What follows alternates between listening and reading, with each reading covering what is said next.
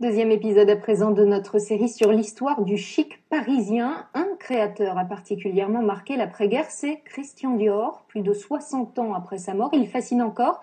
La preuve, la publication de Jeune fille en Dior, un roman graphique qui retrace l'histoire du couturier. Maude de Bohan, Audrey Natalizzi avec Noémie Touni. Sous le trait d'Annie Gotzinger, l'un des emblèmes de la maison Dior reprend vie. Il s'agit d'un tailleur de la toute première collection de 1947. Le fameux tailleur bar, qui est mal nommé puisque c'est un ensemble, puisqu'il n'est pas fait, il n'y a pas une veste et une jupe qui vont ensemble, mais plutôt une veste en chantoung et une jupe en lainage noir. Jeune fille en Dior est un roman graphique qui retrace en images l'histoire de Christian Dior. Et si son illustratrice connaît si bien ses modèles, c'est qu'elle en a étudié tous les détails directement sur les originaux. Soisic lui a en effet ouvert la porte des archives du couturier.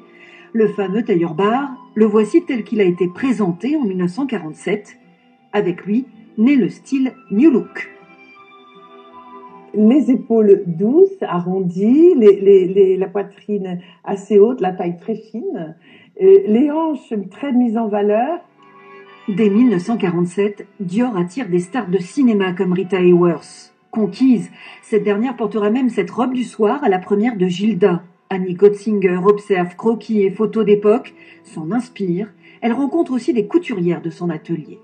Tous les témoignages que j'ai recueillis, notamment de couturières qui avaient travaillé à ses côtés, parlaient d'un patron extrêmement respectueux de son personnel, extrêmement poli, s'effaçant devant elles, connaissant le prix et la valeur de leur travail. C'était un patron certainement à l'ancienne, mais qui avait quand même une volonté d'être un patron moderne. Il y a aussi les essayages, légendaires, qui pouvaient durer des nuits entières.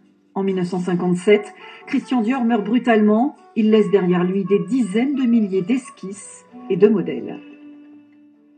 J'ai abordé Monsieur Dior avec beaucoup d'innocence et j'ai le sentiment de m'être un peu approprié cet homme. J'ai mon Dior, voilà. Au fil des pages, une longue histoire d'amour entre Annie Gotzinger et le couturier, entre Dior et toutes les femmes. Oui, notez que 60 planches de ce livre seront exposées à partir de jeudi à Paris à la galerie Champachat, rue Quincampoix.